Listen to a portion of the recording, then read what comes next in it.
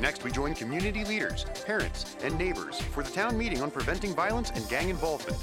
County staff, volunteers, law enforcement, families, and members of a variety of prevention, outreach, and community organizations met up to raise awareness and share positive alternatives for Arlington youth.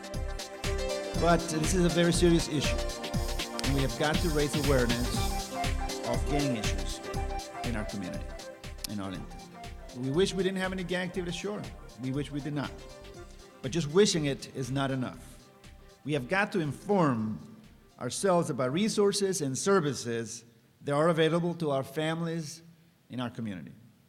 And by focusing on gang prevention and showing our kids positive alternatives to gang activity, we are also creating the leaders of tomorrow that will also carry on the tradition of our Arlington values.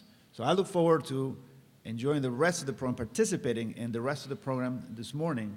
I appreciate, again, all the organizers, and let's then spend the morning here focusing on attention to prevention to prevent youth violence and gang involvement. I look forward to being with the rest of the program.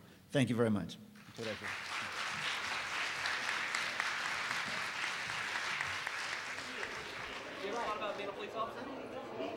Basically what we do is we meet 2 times a week, and we talk about what it's like to be a police officer. We give you the chance to kind of experience what it's like to do a traffic stop, what it's like to do building searches. What's your name? Brian. It's all about providing information, and some of that information is not out of this world. And we already have organizations, nonprofits, clubs that have this information, they'll give these alternatives, and some don't even cost a whole lot of money. In fact, don't even cost some money. Some activities are already organized, and we just have to steer folks in that direction. Because after all, for me, it's very important that people have options, so they can then pick, and we can steer them and encourage them and help them find those resources so they can detect the signs of gang activity in the kids, have some discipline, love for the kids, show them they appreciate it, but we also need to give them positive alternatives that they can turn to, especially after school. You won't find a kid that is doing well in school and involved in varsity sports or any other extracurricular activity involved in gangs. Every time I run into a gang member, I interview a gang member, I try to help them a gang member, I ask them, what extracurricular activities are you involved in? 95% of the time they say none. That's one of the things that kept me out of trouble is that I was engaged in activities, and I grew up in a pretty rough neighborhood, but since I was engaged in those activities, I was able to follow the right path.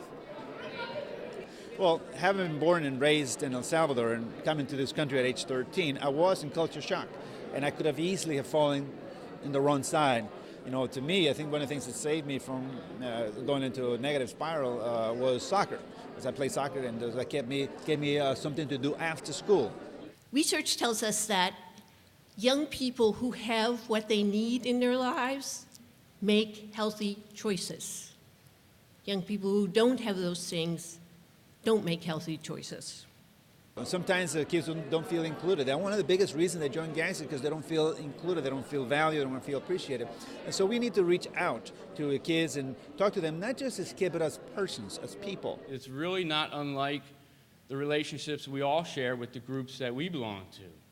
I have the honor of working with a small unit within the police department, and we have the same relationships that they're seeking and creating when they do these things. And many of you belong to small groups, and you probably feel that same way after you complete a project with that group, or you work hard, and now you've created a relationship, a working relationship with that person. It's the same bond and the same relationship that they're building out on the street, only they're doing it through crime.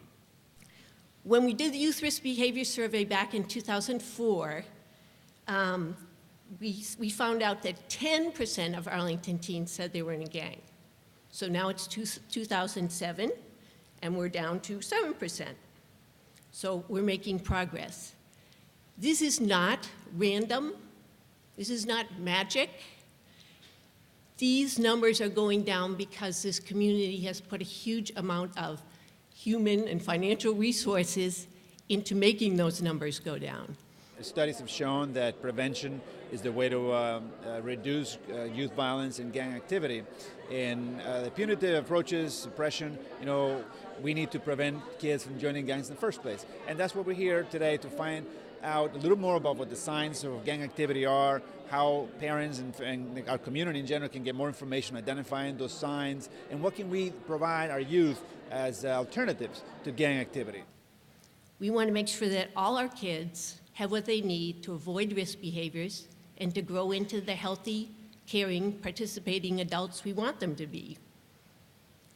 But the data also tells a story when we put our community efforts together. When we work hard at something, we do make a difference. When we pay attention to prevention, we can get things done. Okay? Thank you.